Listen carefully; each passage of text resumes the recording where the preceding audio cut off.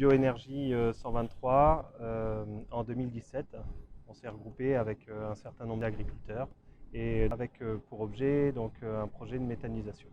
Le groupe d'agriculteurs, en fait, à l'origine, il y a un noyau dur qui a été fondé il y a une dizaine d'années avec un projet photovoltaïque. C'est à l'issue de quelques années de fonctionnement de ce projet-là que ce noyau dur s'est posé la question de faire un nouveau projet commun.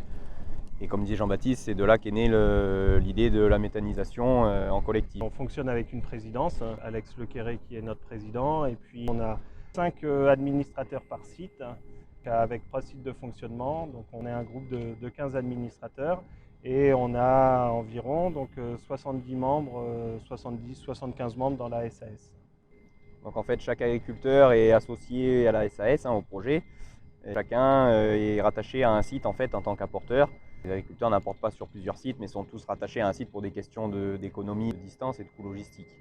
Chaque agriculteur est actionnaire de la SAS et donc pour être actionnaire de la SAS, on a pris des parts sociales en fonction d'un volume sur lequel on s'engageait à apporter.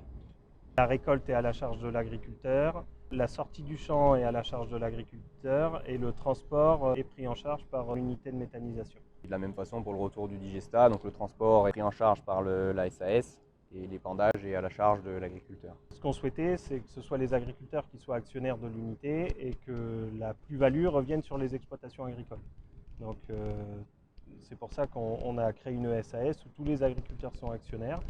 On est rémunéré sur une base de la tonne de matière sèche et le maximum de plus-value réalisé par la SAS sera transféré vers les exploitations agricoles. Donc le capital social, il est constitué en grande majorité par le capital issu des exploitations agricoles. On a une petite partie qui est destinée à des agriculteurs retraités et à différents acteurs locaux, dont par exemple notre constructeur. Et puis on a une petite partie de capital qui est détenue aussi par un partenaire privé qui nous a permis de financer le projet lors du démarrage avant la phase de financement bancaire. L'objectif, c'est qu'il y ait à terme 7 salariés qui soient en charge de gestion des 3 sites. Donc 2 opérateurs par site et puis une personne, on va dire, un peu plus transversale qui supervise un peu les 3 sites. L'objectif, c'était de ne pas se rajouter de contraintes sur nos exploitations. On est déjà bien occupé avec nos élevages et nos cultures. Donc avoir une diversification supplémentaire, une source de revenus autre et pouvoir avoir une unité suffisamment importante qui nous permette d'avoir des salariés et une entreprise qui fonctionne en toute autonomie sans trop de coups de main des agriculteurs.